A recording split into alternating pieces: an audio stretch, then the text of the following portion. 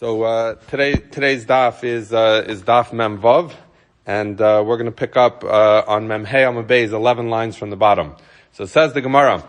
We had referenced in the Gemara yesterday a case about moldy bread. We talked about that it could continue to be used as a leavening agent. So now we're talking about a different halacha that has to do with moldy bread. Tanar Rabbanan hapas she'ifsha. That if you had bread that became spoiled, it became moldy, and it was no longer edible to humans, meaning a person wouldn't eat it, but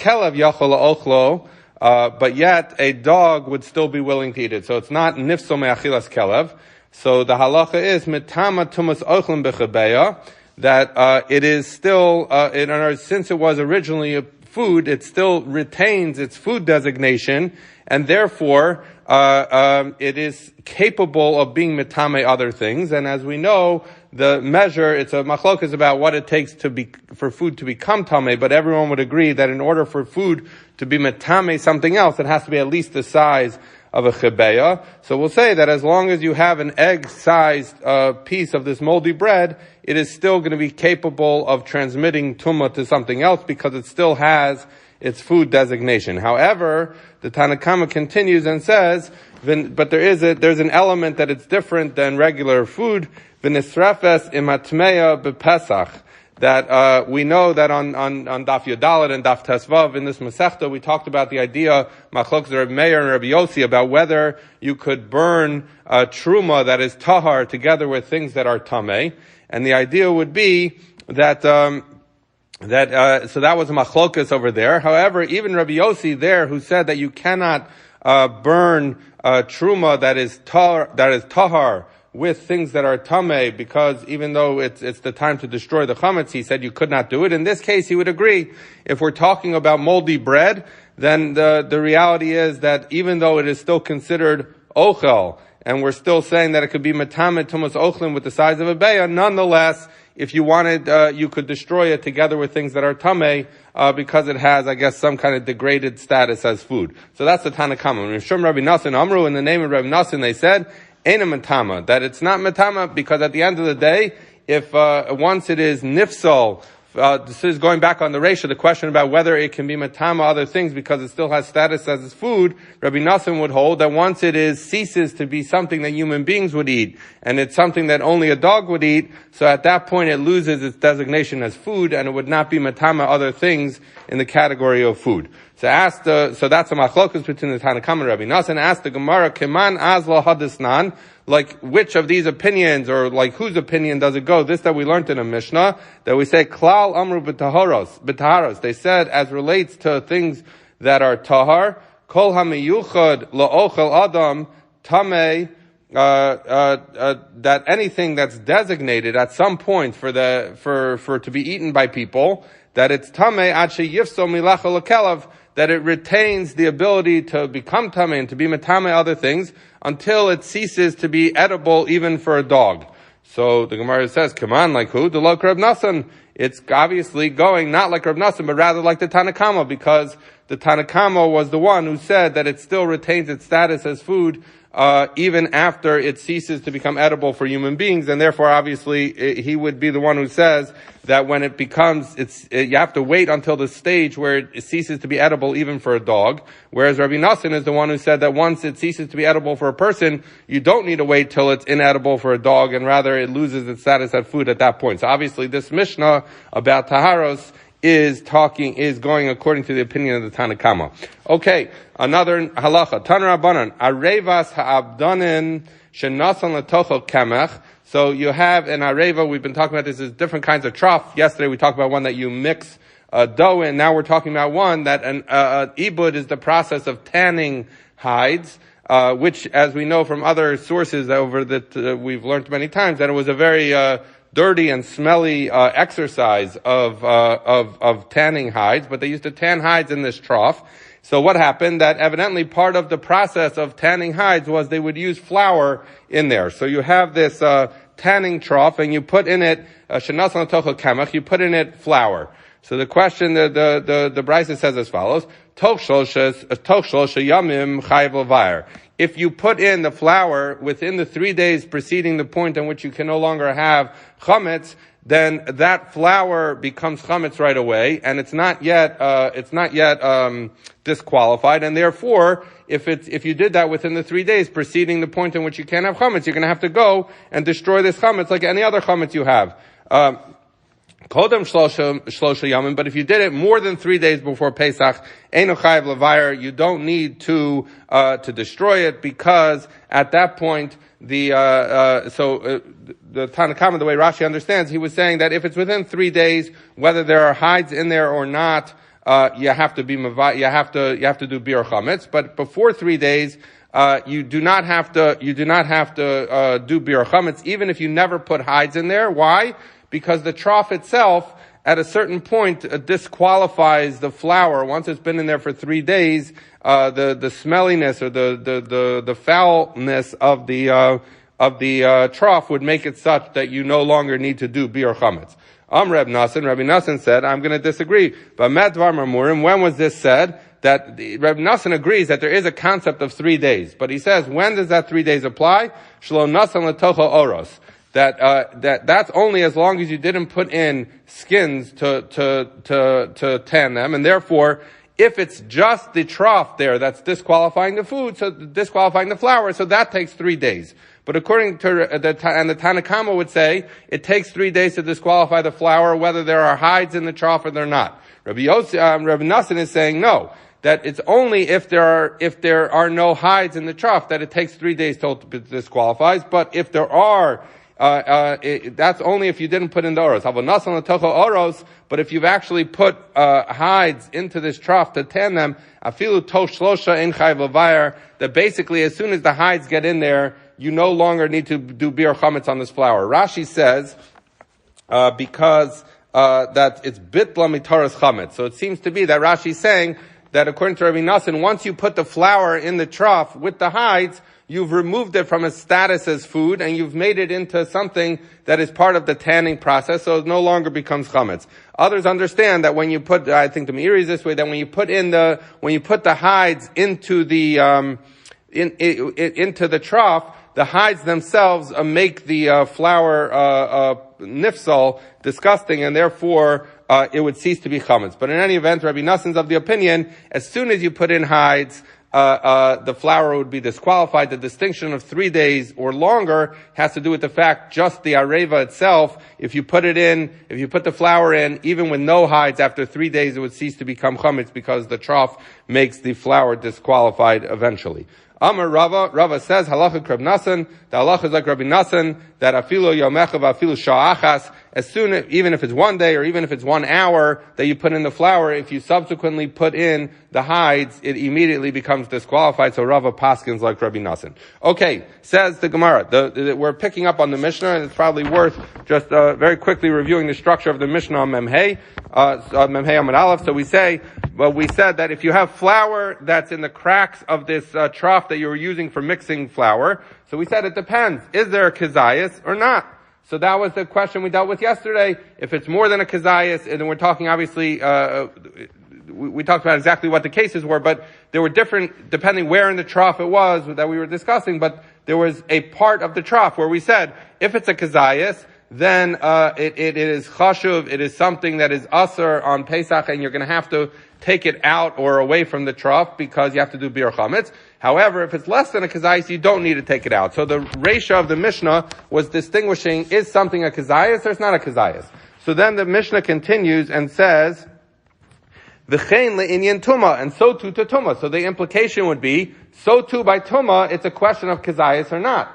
But then the Mishnah continues and says, and says, in makbid of chotzes, if you're makbid, if you care that the dough is there, it's a chatzitza, and you would like it to be gone, it's a chatzitza, but if you want it, you want it to be there, harehi kareva, it's like the areva. So the Gemara is going to pick up on that and say, wait a second, you say so too is the halacha by tuma, meaning you would assume that means that it's a distinction whether it's a kazayas or not, and then the Mishnah proceeds to talk about whether you care whether it's there, whether you're makbid on it. So what does it mean, v'chein le'inyan tuma? And then you discuss about hakpada. Wouldn't it be a distinction between kazayas or not? So that's what the Gemara is going to pick up on the structure. Says the Gemara, mi dami, midami hasan b'shiura talya milsa hacha b'kveda talya milsa. The Reisha to Seifa, the Seifa starts, so too by Tumah, which seems to imply Kazayas or not, and it then proceeds to discuss whether you're Makbid or not. So Rav Yehuda said, you're right, Ema ula inyan atuma eno came. So rather than say v'chein le'inyan Tumah, so too by Tumah, rather say by Tumah, it's not dependent on whether it's a Kazayas or not, it's actually dependent on whether you're Makbid or not. So it says the Gemara, Amalei Abaya, wait a second, how could you say it means le'inyan Tumah eno kain, v'chein le'inyan Tumah katani? It says so too by Tumah. So don't tell me it's talking about not Tumah, but that Tumah is different. It says Tumah, the halacha is the same. So the question the Gemara has is, again, it seemed the Reisha was talking about Kazayas or not, and the Seifa seems to be talking about Hakpada or not, so why would it be v'chein and so too? So Ela Amar Abaya, Hachi Ka'amar, so Abaya says, it's as follows, v'chein le'inyan siruf Tumah. So let me just explain the structure of what we're going to say here, because the Gemara is going to give 3 answers in a row till it gets to a final answer, but they're all of similar structure. So the way the Gemara is going to understand it is that we had the Mishnah. The Mishnah distinguished between a kazayas or not in this mixing trough that we talked about yesterday, and then it's going to say v'chein le'inyan Tumah, so too by Tumah, which has to do on Pesach. That on Pesach, Tumah is the same issue, that it depends whether it's a Kazayas or not. So that's kind of like an in-between statement, which is a follow-on the Reisha. The Reisha says, by a mixing trough, depends whether it has a Kazayas or not. The Mishnah is then going to say, so too by Pesach. And then the latter part of the Mishnah that says, if you're Makbid, that it's Chotzetz, and if you're not Makbid, it's like the Areva, that's talking about the rest of the year. So the structure is, mixing trough, Kazayas or not.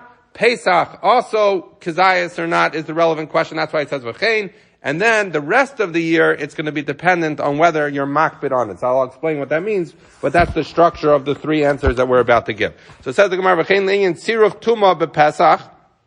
So what we were trying to say is that the v'chein part is saying, so too, it's a kazayas that matters or not when we talk about siruf tumah. I'll explain what that means in a second. But continues the Mishnah, v'shar yemos hashana ika plukta. But the rest of the year, there's a distinction, depends whether you're makbid on it or not. So again, 3 parts of the Mishnah, mixing trough, so too on Pesach, it's a kazayas or not. However, the rest of the year, it depends on hakpada. So how does that work? Hechi dami, what's the case we're talking about? Kigon, the ika pachus mikabeya ochlin, that you had less than an egg size worth of ochlin, v'nagu b'hai batzek b'Pesach, and what happened? So let's say you had a mass of food which was less than a beya, which we talked about. According to some, it can't even become tameh, but according to all, it can't cause tumah until it's a beya. So let's say you had a mound of food that was a beya minus a kazayas, and then you touched it to this dough that's in a mixing trough on Pesach. So we're going to say the isuru chashuv mitztaref.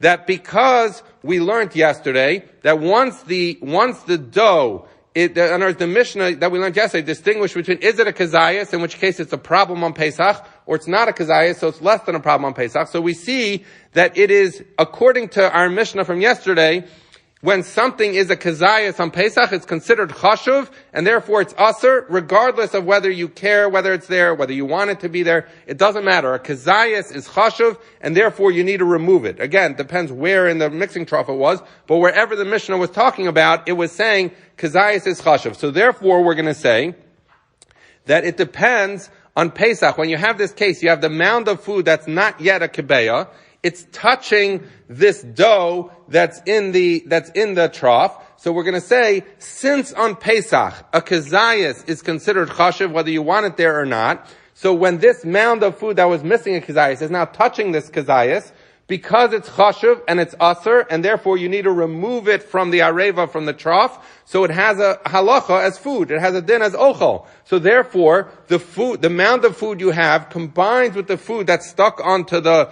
trough, and that becomes a kebeya, and therefore it is capable of becoming tameh. So if while this mound of food is touching the kazayas of dough, some other food would touch that combined mass, it would become tameh because you have a full beya there, And it doesn't matter whether you want it there or not, whether you're makbid on it or not, because it's a kazayis, it's chashav. So we see the Mishnah is saying, yesterday we learned to distinguish, is it a kazayis or not, which would make it chashav. So therefore, as relates to tziruf tumah, combining to become the size of a kabeya, we look only whether it's a kazayis or not. However, b'shar yemos hashana, but the rest of the year, when it does not depend on kazayis or not, because kazayis or not is a pesach dika halacha. It tells you that a kazayis is chashav and therefore it's chametz, you have to remove it. But the rest of the year, it's a different inquiry. The b'kapeda talya milsa, that it depends on whether you're makbid.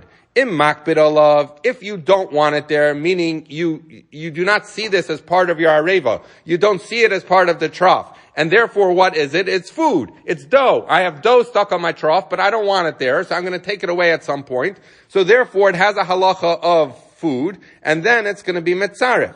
Imrotza b'kiyumo, but let's say, as we discussed yesterday, it's serving an important function there. This dough is sealing a crack. So you want to leave it there. So then you've ceased to think of it as food. You've started to think of it as part of your areva. So therefore, harehu ka'areva, it's like the areva. So now our Mishnah makes sense. Yesterday we learned kazayas or not. Now we're saying v'chein le'inyan tumah. So too with being mitzaref tumah on Pesach. The question is it a kazayas, in which case it's a chametz and it's aser, and therefore it retains its status as food, and you need to remove it from the areva. If it's less than a kazayas, you don't need to move it from the areva, and therefore it could be mashlim, the shear of a beya. However, the rest of the year, it doesn't depend on kazayas or not. It depends on whether you want it there or not. If you want it there, it is part of the areva. It is not food, and therefore it is not mitzaref. It doesn't combine to create the egg size. If you don't want it there, whether it's, and all of this about hakpadas, whether it's a kazayas or not, if you don't want it there, it's considered food and therefore would be mitzaref. Okay,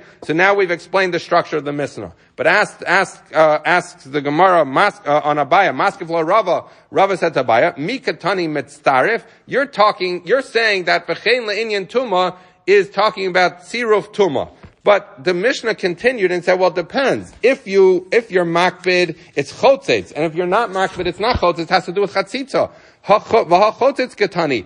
So you're describing something to do with tziruf, with does the mound of food combine with the dough that's in the trough? That has nothing to do with chatzitza. Chatzitza is separation, is interposition, something that's in the way generally of being tovel something. So that does not a good answer. So Elam Rava says his own answer, same structure but different answer. V'chein, when it says v'chein le'inyan tuma, is talking about lahalos tahara li'areva. What we're talking about here is it's saying, so too is the halacha by tuma and tahara, which is if your areva, if your mixing trough became tameh and you want to make it tar, so what do you need to do? You need to tovel it in the mikvah. So therefore it's saying, hey chidami, kigon the itmei hach areva, that the areva, the trough itself became tameh, uboy latbule, and you want to be tovel it, bepesach, so on Pesach, the isurei chashiv, that if we said, that if it's a kazayas, it's aser, and therefore that's the relevant measure on Pesach. If it's a kazayas, it's chashuv, and it's aser, and therefore it's something you need to remove. If it's something you need to remove, obviously it's not part of the areva. So therefore on Pesach we ask ourselves, is it a kazayas or it's not a kazayas? If it's a kazayas, you have to remove it. If you have to remove it, it's a chatzitza. However, if it's less than a kazayis, you would not need to remove it, and then because you don't need to remove it, it will be considered like part of the areva. And if it's part of the areva, then obviously it's not a chatzitza. So on Pesach, the halacha is it a kazayis? So we say, but Pesach, the Yisuri chashuv chotes. That on Pesach, if it's a kazayis, it's chashuv, it's aser, and therefore it's not part of the areva, you have to remove it for Pesach. So therefore, if you tovel it with that dough stuck on, it'll be a chatzitza. And therefore tefillah would not help once it's a kazayas and it's chashav. However, b'shar yemos hashana, but the rest of the year, b'kpeda talya milsa. It depends on whether he's makbid. Makbid alav, whether it's more or less than a kazayas. If he doesn't want it there, then chotzitz, and it's a chatzitza because it's not part of his areva, because he doesn't want it there and he intends to get rid of it. However, v'imrotza b'kiyumo, let's say it could be 4 kazesim, but if you're using it to plug up the cracks, and therefore you want it to stay there, and you're not makbid on it, and therefore harehu kareva, it would be like part of your areva, and therefore if you're tovel the whole areva, and that dough is still in there holding the cracks, it's fine because that dough is part of the areva. So again, structure is on Pesach, the relevant inquiry is kazayas or not. The rest of the year, hakpada or not. So, okay, so same structure, but now we're talking about toveling the areva where chatzitza makes more sense. Ask the Gemara, Maskeflo Rav Papa. Rav Papa asked Rava, Mi katani v'chein le'inyan tahara, ha le'inyan tuma katani. It still doesn't fit the language of the Mishnah, because what you're describing is if you have an areva that's tameh, and you want to make it tahar. So what you're talking about is not making something tameh, you're talking about making something tahar. So why would the Mishnah have said v'chein le'inyan tuma? It has to do with tuma. It should have said v'chein le'inyan tahara. So your explanation doesn't fit with the language of the Mishnah. So it says the Gemara, Elam Rav Papa says v'chein le'inyan lahorid tuma la'areva. Okay, what are we talking about now? We're talking about whether or not you can make the areva tameh. So what does that mean? Hechi dami, what's the case? Kigon, the naga sharetz b'hai batzak.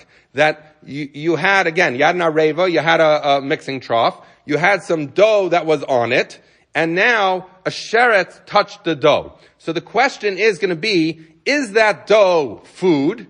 In which case, the dough itself becomes tameh, but it becomes tameh as food, but food cannot be metame kelim. So therefore the dough will become tameh, but the areva, the trough that it's attached to, will not become tameh. However, if the dough is considered part of the areva itself, and it's part of the overall thing, so then if a sheretz touches the dough, it's touching the areva, and therefore the whole areva would become tameh. So therefore the question is the dough that's in the areva, is it food, in which case it's not part of the trough, or is it part of the trough? So we're going to say, but Pesach the Isurei Chashuv, that on Pesach when we're saying if it's a kazayis, it's Chashuv, and it's Aser, and you need to remove it from the areva, so then obviously it's going to have status as food, and if the sheretz touches it, it only makes the food tameh, it doesn't make the rest tameh. But, so we say, the Isurei Chashuv chotzes, because then the food is chotzes between the sheretz and the areva, because since it's a kazayas size of dough, it's considered not part of the areva. You need to remove it because it's chametz. So therefore, it's not part of the areva. And when the sheretz touches the food, only the food becomes tameh, not the areva itself. And if, conversely, if it was less than a kazayas, and therefore it's not chashiv isra on Pesach, and therefore you don't need to remove it, or you don't need to remove it, so if it's half a kazayas and the sheretz touches it, that half a kazayas is staying with the areva, it's part of the areva, the whole areva would become tameh. So on Pesach, question is it a kazayas or not? B'shar Yemos Hashana, but the rest of the year, we don't care whether it's a kazayas or not. But k'pei Talia, it depends on whether you're makbid. Im makbid alav, whether it's more or less than a kazayas. If you don't want it there and you're going to remove it, so then it's obviously food, it's not part of the areva, and we're going to say chotzes, it acts as a barrier between the sheretz and the areva, so just the dough that you're planning to remove would become tameh, the areva itself wouldn't. In rotza b'kiyumo, however, if the dough is serving a function, it's plugging a crack, and therefore you want it there, so then it's considered part of the areva, harehi kareva, it's actually an element of the areva, and if the sheretz were to touch that dough that's plugging up the crack, that dough is part of the broader areva, and the whole areva would become tameh. So now we're saying, yesterday we talked about, is it a kazayas or not for Pesach? We're saying, as relates to making an areva tameh on Pesach, you have to ask yourself, when the sheretz touches the dough, is this dough a kazayas, in which case you need to remove it, and therefore it's not part of the areva, and therefore only the dough becomes tameh? Or is it less than a kazayas, in which case the sheretz touches it, it's part of the areva, because you don't need to remove it, and the entire areva becomes tameh? So that's during Pesach. The rest of the year, it depends whether you're makbid. If you plan to remove it, then it's not considered part of the areva, and it's going to be a barrier from tuma hitting the areva. If you don't plan to remove it, then it's part of the areva, and if you touch the dough that's in the crack, it's going to make the entire areva tameh. Says the Gemara, batzek hachoresh. So we're going to have dough that's deaf. So Rashi gives two explanations. He says either that it's deaf or that it's hard like cheres, like pottery. But the basic idea is you have dough that Rashi says like a deaf person. You can see a deaf person, you can't necessarily tell whether they can hear or not. So you're looking at dough which has not yet demonstrated signs that it became chametz, but we're concerned it might have become chametz. Rashi explains that it became a little bit lighter or pale, which we're going to see later is a relevant measure. But Rashi said it didn't start to develop cracks. So normally the measure of whether you know something is chametz is did it lighten and develop cracks. So here it lightened, but it didn't develop cracks. So it's like a deaf person, you can't fully tell what the story is. Is it chametz? It's not chametz. Is the person deaf? They're not deaf. So therefore, so we say as follows, Im yesh kiyotze bo shehichmetz harei ze aser. So as follows, if you had other dough that was in the same batch, and that other dough has lightened and developed cracks, so it's clear that it's chametz, or it was done at the same time, so then we're going to say that demonstrates that it's chametz. Okay, so this is a measure. If you have 2 loaves of bread, one isn't demonstrating signs, you look at the other one. If the other one is showing that it's already chametz, we assume that the first one is also already chametz. So it says the Gemara, Ein sham ki yotzei bo mahu. Well, okay, that's a great measure if you happen to have another loaf of bread that was cooked at the same time, that was baked at the same, not baked, but kneaded at the same time. But what happens if you don't have another? Amr Bavo, Amr Shimon ben Lakish, Bavo said in the name of Reish Lakish, Kadesh Yelech Adam Migdal Nunya Litveria, which is a meal. The amount of time it takes someone to walk from Migdal Nunya to Tveria, which Reish Lakish tells us is a meal, and therefore we're going to say a meal is 2,000 amos, which we say takes about 18 minutes to walk, which we're going to see 4 meal takes 72 minutes, 1 meal therefore takes 18 minutes. So we're saying that's the measure. If it's been 18 minutes that it's been sitting out and you haven't been kneading it, so then we're going to say that's enough to assume that it became chametz, whether or not we see cracks on it. So the Gemara says, okay, that's a great measure. You told us a time, but why are you telling me the time it takes to go from Migdal Nunya to Tveria? But name a meal. Why not just tell me meal? Why talk about these traveling from one place to another? The Gemara says, Hakamashwan, the shiur de meal, Migdal Nunya, about Tveria. It's teaching you, if you want, in other words, I could tell you a meal, but then you'll say, how long is a meal? So I'm explaining to you, a meal is the amount of time it takes to go from Migdal Nunya until Tveria, but basically it's saying 18 minutes. If you haven't been working the dough, whether or not you see cracks develop, you can assume that it's actually chametz. Okay. Amr Bavo, Amr Shimon ben Lakish. So now, because we quoted something in the name of Ravo and in the name of Reish Lakish, we're going to say a different halacha. It's not really relevant to our sugya here, but in any event, we say legabel. A gabel is someone who was hired to come knead someone's dough. So you had professional kneaders. They would come to your house, and they would use your kalim. So let's say your kalim were tameh, and he's supposed to be megabel. He's supposed to do his kneading, his mixing in tahara. So the question is, how far out of his way does he have to go be tovo your kalim so that he can mix the dough in tahara? So that's the first question. Ula tefillah. If you're traveling on the road and you need a daven, and the question is there a minyan somewhere nearby or a shul nearby that you could go to daven in? So how far do you have to travel to go find a shul versus just daven where you are? Ula netilas yadayim. Similarly, if you're traveling and you want to eat bread, how far do you have to go to find water before you can rely on a heter? There's a heter that if you don't touch the food directly, you could do that. We don't rely on it on the first instance. So like if you hold a plastic bag to hold a sandwich, you could eat it technically. We only rely on it when there isn't water. So if there's no water where you are, but there's water somewhere else, how far do you have to travel to find the water? So we say all of those measures to go be tovel the person's kalim, to go daven in a shul, or to wash your hands, arba milin, you have to go further for a meal, which is 72 minutes. Okay, so Amr Nachman Bar Yitzchak, and Nachman Yitzchak said, you just quoted that in the name of Reb Avo, in the name of Reish Lakish. It's actually not Reb Avo. Evu Amra. It was Evu, not Avohu. Okay. Va'arba Amarba. And he actually said 4. You mentioned 3. The mixer, the one who has to daven and the Tiyos, but there's a 4th case. V'chadaminayu ibud. There's another one that has to do with tanning. What is that? That has to do with Azman. Desnan, because we learned. V'kulan she'ibdan o she'hilach behen kedei avoda tahoran. So what this is talking about is there are certain skins of animals that are considered soft and therefore edible. And if it's edible, it's capable of becoming tameh just like meat itself. However, once it becomes hard or it gets tanned, so then it gets far enough in the tanning process, it ceases to be treated like meat, and it becomes something that's not capable of getting tumah. So we're saying, if you have these soft skins, if you tanned them, or the way they would start the tanning process is you would put the hides out on the street, people would walk on them for some amount of time, and that would start the tanning process. So we say, if you have these hides that are capable of accepting tumah because they're considered like basar, at a certain point when you're tanning them, they lose that status. So that status is when people have walked on them, kedei avoda, long enough to do the avoda of walking on it, so then it's tahar. Chutz mi ara adam, except for human skin continues to be capable of accepting tumah or having tumah. Okay, so that's the mission over there.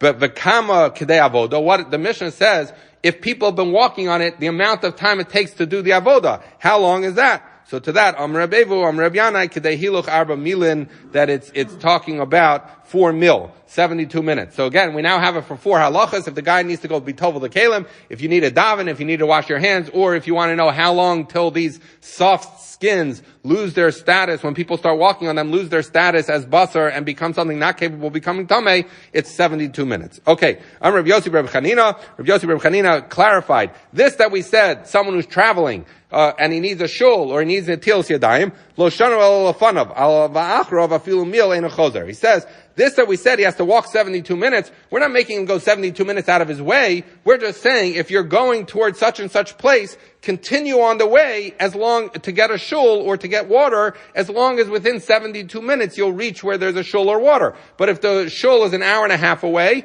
so then you don't need to, you could just daven where you are. You could just use the expedient of not touching the bread, and you don't have to go look for the water. But basically it's saying, but if you have to go backwards, you have to detour out of your way, we're not going to make you go even a meal. Because that already is taking you too far out of your way. So Ravacha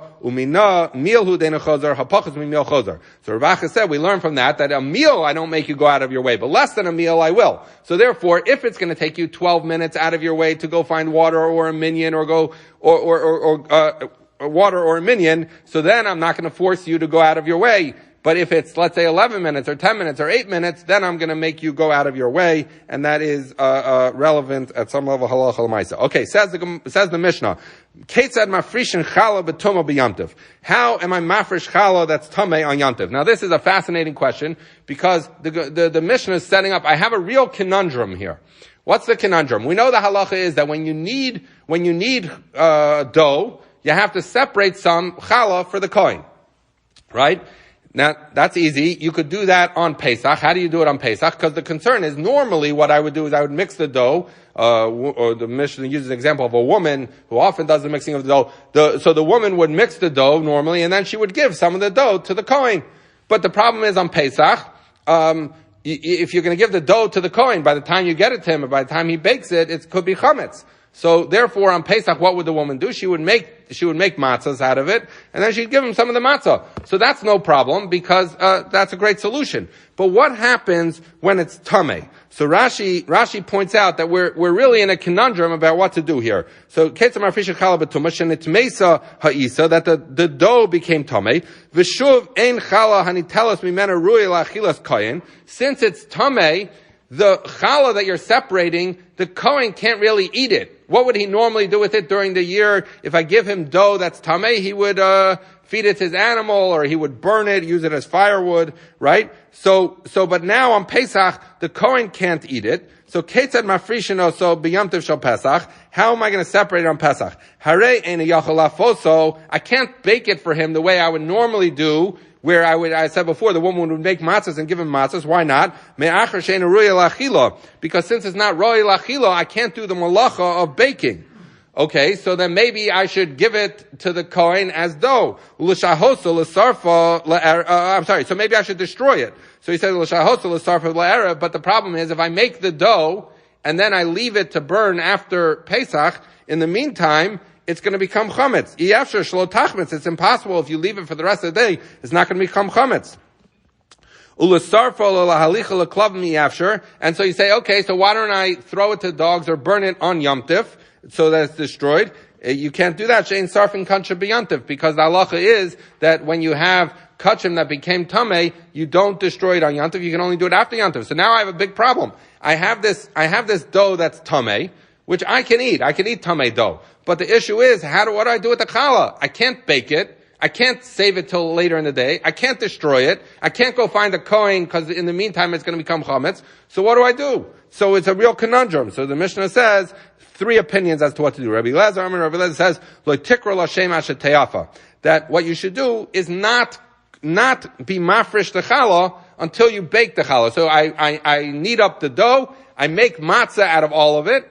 even though it's tameh, but that's fine, I can eat tameh food. And then only later, once it's already in the form of matzah, I say, okay, this one is challah for the kohen. I give it to the kohen can't really do anything with it, but at least we didn't create chametz here, because everything got baked. Now what about the fact that I said before, you can't bake something, you're not allowed to do the malacha of baking if it's for no purpose on Yom Tov. And since the kohen can't eat it, and you can't eat it because it's truma, so then how do you bake? So Rashi at this point, Rashi is going to give another answer later, but at this point Rashi says, well, we can assume that every matzah you're making, some piece of it is the kohen's, but you're allowed to bake it because it's some part of the matzah. Right?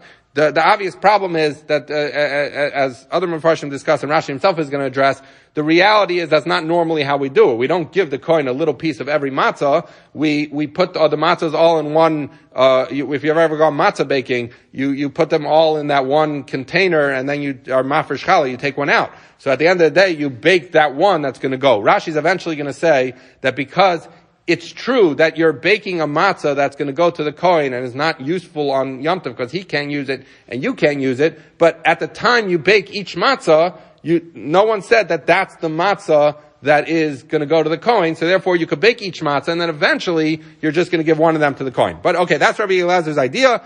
Don't be mafresh challah till you've already turned it into matzah. Ben Beseira says, tatel b'tzonein. No, you shouldn't do that because Ben Beseira presumably doesn't like the idea of the fact that at the end of the day you're making a matzah that is going to go to waste because the kohen can't use it, you can't use it. So therefore Ben Beseira says, I'll tell you what to do. Mix the challah, separate the amount of dough that you would give to the kohen, but then just stick it on ice. Stick it somewhere cold, and the cold of the ice, or the cold of wherever you put it that's cold, is going to arrest the leavening, and therefore the dough is never going to become chametz, and then after Yom Tov, you can destroy it. Right? Okay, so that's Ben Beseir's answer.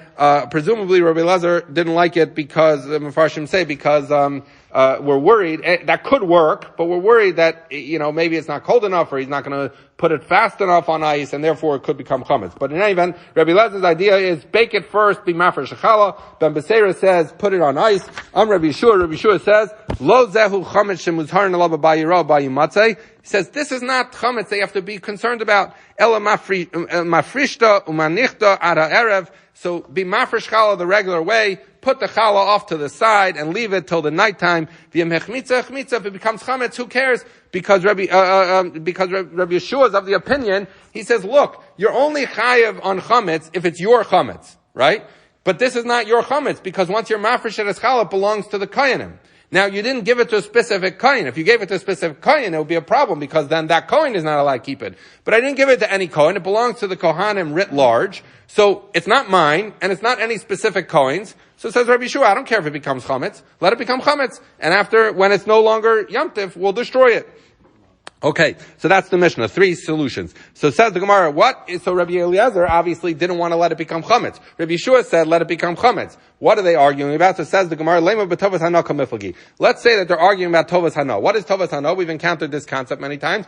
Tovas hana is the fact that when I have truma to be mafresh, or any of the matnas kuna, any of the gifts you have to give to a kohen, it's my choice which kohen to give it to. In fact, if my friend has, let's say, a grandson that's a kohen, because his daughter married a kohen and his grandson is a kohen, he could actually pay me money to give whatever it's worth, because I can choose which kohen to give it to. He says, here's a few dollars, give it to my grandson, the kohen. So someone could do that. So therefore, that's tovas hana. So we're going to say that they're arguing about tovas hana. The Rabbi Eliezer holds tovas hana mammon.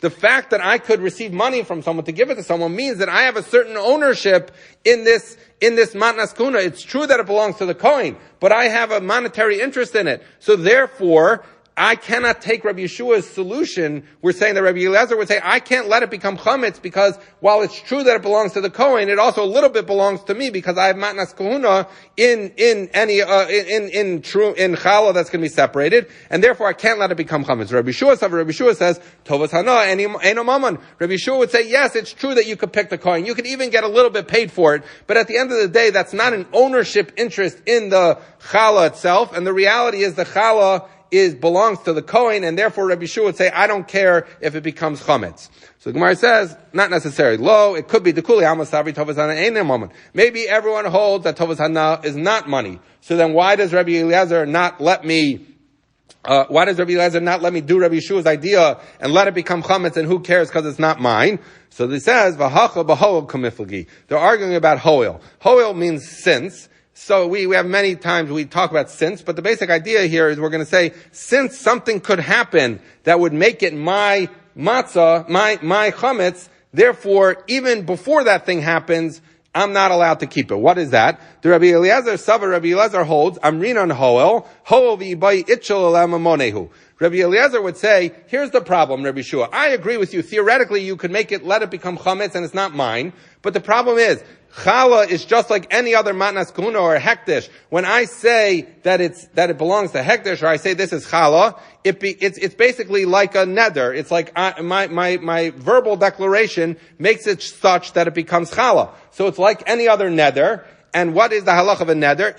If I decide I want to go to a chacham and be mater neder, then it's undone. So therefore, Rabbi Shua was the one who said, let it become chametz. Who cares? Rabbi Eliezer says, I can't go along with that. That's why I need to bake it first, because while it's true that it belongs to the kohanim, if I wanted to, I could go be mater neder. If I would be mater neder, the chametz would belong to me. And therefore, I have a monetary stake in this chametz. And so for that reason, we say, Rabbi Eliezer says, I can't let you make it chametz like Rabbi Yeshua said, rather you have to bake it first. Rabbi Yeshua holds, lo amrin and ho. That's funny, like why would you assume that just because he could go be mater neder, therefore it's chametz? Rabbi Yeshua is comfortable letting it become chametz. Okay, so we've been introduced to the concept of hoel, and for the rest of today's daf, we're going to talk about hoel in other contexts. Itmar, we learned as follows, ha'ofem mi yamtiv lechol, someone who's cooking from yamtiv to chol. So we know you cannot bake, you cannot cook, you can't do malach of cooking on yamtiv for the weekday. If today is Wednesday and it's yamtiv, I can't prepare my Thursday morning breakfast on yamtiv. That's a din de araisa. Because, presumably I'm according to most opinions, of the way the Rishonim learned the sugya. But, okay, so I cannot bake from yamtiv to chol. So what happens if it's toward the end of yamtiv, it's yamtiv afternoon, Wednesday afternoon, I've already eaten lunch, I ate breakfast, I'm not eating any more today, and then I go and I bake stuff on yamtiv for tomorrow. So the question is, so I'm really doing something wrong, because I'm preparing tomorrow's breakfast. So Rav Chisda Amar Loka, Rav Chisda says, okay, you get malchus, because you did an isser, you're not going to eat it today. It's true if you are baking for today, you could bake, but you can't bake for tomorrow, so therefore you get malchus. Rabbi says, Eino Loka, you don't get malchus. So what's the reason? Rav Chisda Amar Loka, Rav Chisda says, Loka, lo amrin and hol muklole orchim chazile. Because Rav Chisda says at the end of the day, you finished eating, you don't need any more food for Yontif. You're preparing it for Thursday morning breakfast. You're chayav. The fact that maybe guests are going to come along still on Wednesday afternoon while it's still Yontif and they're going to eat this food, that doesn't change it because we don't assume that guests are going to come and you did something wrong, therefore you get malchus. Rabbi says, Eino Loka, he doesn't get malchus. Why? Because Amrin and Ho, we say that since maybe guests are going to show up Wednesday afternoon when it's still Yontif, and if guests were to show up, of course, he would feed them the food he already prepared for tomorrow morning's breakfast. So therefore, it turns out that there's a scenario under which the baking that he did was at least technically permissible, and therefore we're not going to give him malchus. Okay, so machlokas Rav Chisda and Rabba. So Amrle Rabba Rav Chisda. So Rabba says hoil and Rav Chisda doesn't. So Rabba said to Rav Chisda, Lidi dacht amrin lo amrin hol. According to you, that we don't say hoil, that since guests might come, heyach ofem yantiv l'Shabbos. So if you're saying that midaraisa, I cannot prepare food from yamtiv to chol. So at least according to me, where I'm saying since there's hoil, that guests might come. So then the only reason not to do it is that the Rabbanan are saying, technically you could do it midaraisa because maybe guests will come, but it's not the right thing to do, so therefore don't do it. However, they would say, on when Yom Tov, we know if Yom Tov is Friday and you want to prepare for Shabbos, that we're allowed to do with Erev Tavshilin. So he says, according to me, it makes sense why you could bake Yom Tov to Shabbos when Yom Tov is Friday, because midaraisa, it's not a problem to bake because maybe Orchim are going to come. The fact that the Rabbanan tell you not to do it when it's preparing for Shabbos, they bypass that Isser. But according to you, that it's Aser Minat Torah, because there's no Hoil, it's Aser Minat Torah to prepare from Yom Tif to another day. How do you prepare, even with an Erev Tavshilin, how do you prepare on Friday for Shabbos? So Amrlei, he said, Mishum Erev Tavshilin. He said, no, because there's Erev Tavshilin. So ask the Gemara, well, wait a second, Mishum Erev Tavshilin Sharirin Isur Daraisa.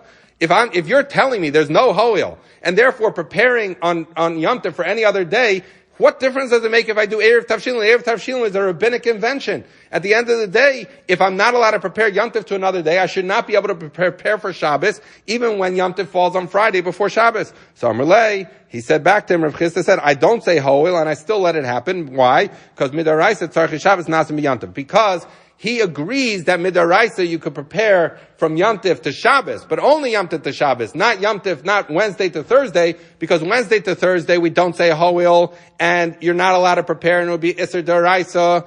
That would be his view, and that's why you're Loka. However, preparing from Yom Tif to Shabbos, that's actually permitted midaraisa. Why? Because we see, Rashi points out, that Yom Tif is referred to as Shabbos, and therefore, Yom Tov and Shabbos share a common halacha, and therefore when you're preparing on Friday for Shabbos, you're preparing on Yom Tov for Shabbos, which is all in one category with Yom Tov. So he says it's okay. So according to Rav Chisda, only okay from Friday to Shabbos. Why do we need Erev Tavshilin then? Because the Chazal said, I don't want you to get mixed up, so we make Erev Tavshilin. Rabbanan hu de gazri be'gzeira shem yom ra'ofim yom tiv haflachol. So once it's mutter midaraisa to cook from Yom Tiv to Shabbos, why do I make them do Erev Tavshilin? So the Rabbanan made gzeira. They didn't want people cooking from Yom Tiv for another day, because even if it's Shabbos, because maybe they'll cook for Chol, v'kivan da'atzerchu Rabbanan Erev Tavshilin. However, once the Rabbanan said that you could make Erev Tavshilin, Islay Hakera, there's a hecker. So what are we left with? That why can you prepare? Everyone agrees you can prepare from Friday to Shabbos. So Rabbah would say, because Friday to Shabbos is just like Wednesday to Thursday. Midaraisa you're allowed because maybe guests will show up, and just Chazal didn't want you to do it, to rely on Hoil. So on Wednesday to Thursday they say you can't do it. From Friday to Shabbos they say you could do it as long as you do Erev Tavshilin. To make that distinction. Rav Chisda would say, no, Wednesday to Thursday is Asr Midaraisa. There is no Hoil. Can't say that just because guests will come. However, Friday to Shabbos is allowed because all in that category of combined Shabbos Yom Tif. And why do I require Erev Tavshilin? Just so that there should be a hecker. Okay, says the Gemara, Eisvei, he asked another kasha on Rav Chisda, Behema hamasukenes, that if you have a behema that's in, it's close to dying, it has some kind of thing that's going to cause it to die, and what happens? If it dies, this is on Yom Tif, if it dies, it's going to be nevela, and you can't eat it, so you want to shecht it very quickly. So you have a behemah musakenes, lo yishchat ela kadei sheyachol lechol hemena kazayis tzalim b'od yom. So the halacha is, you can actually go ahead and shecht it, as long as there's enough time to shecht it, and Rashi says to skin it and cut it up and bake it and eat it, cook it and eat it. As long as there's enough time to do that, you're allowed to do it. Yachol lechol. Afagav delo boy lemechol. Even though you're not hungry, you don't need it, it's right before the end of Yom Tif, because since I could eat it if I want. So says Rabbah, Bishlam didi damri hoil. So according to me, it says hoil, ho v'iboy lemechel matzi achil. Then I would say, since if I want, I could eat this kazayas of meat, so as long as there's enough time to eat the kazayas, that explains why I could do it. Mishum hachi yishchat, that's why I could shecht. Elul didach, but according to you, da'amrit lo amrin and hol, who we can't rely on hol, that maybe since I could eat it, so then what's your rationale for allowing me to shecht? Amai yishchat, why can you shecht? So Amrlei, if you don't say hoil, why do you let me shecht? Amrlei, so Reb Nachman said to him, Mishum hefsid mamono, because otherwise he's going to lose money. So that's Rav Chisda's answer. So Rabbah says, Mishum hefsid mamono shemina nisur deraisa. Wait a second, you're telling me that to shecht on Yom Tif for after Yom Tif is an isur deraisa, and you're telling me because I'm going to lose money, I could do it. Since when does losing money allow it to be over on a deraisa? So Amrlei, Rav Chisda said back in, yes, Mishum hefsid mamono gamar belibo lechol kazayas. He says, I'm going to let you shecht for bittul mammon. Why? Because minat Torah, I could tell myself, even though I'm not hungry, even though I wasn't planning to eat it, I'm going to force myself to eat it. I'm going to actually go ahead and eat the kazayas. I'm not relying on a whole oil that I could eat it. I'm actually saying I'm going to eat it. And when I'm saying I'm going to eat it, therefore, we're going to say that I'm gomer belibo that I'm going to eat it. What's the only way I could eat a kazayas of meat? I can't eat it if it's not shechted and cut up and prepared. So therefore I shechted, cut up and prepared. Rav Chisda says, it's not because I'm relying on whole that I could eat it. I'm relying on the fact that since I commit myself that I'm gonna eat it, so therefore we allow you to do it. But generally speaking, we wouldn't allow you to do it because we don't like you to prepare from a Yom Tov to Chol. But if it's a case of Hefsid Mammon, therefore we're going to allow you to go ahead and do it. So Rabbah holds of Hoel that I could do it. Rav Chisda is saying Hoel doesn't work, but if I say I'm gonna do it, that's enough, and I'm able to do the malacha on Yom Tov because there's Hefsid Mammon.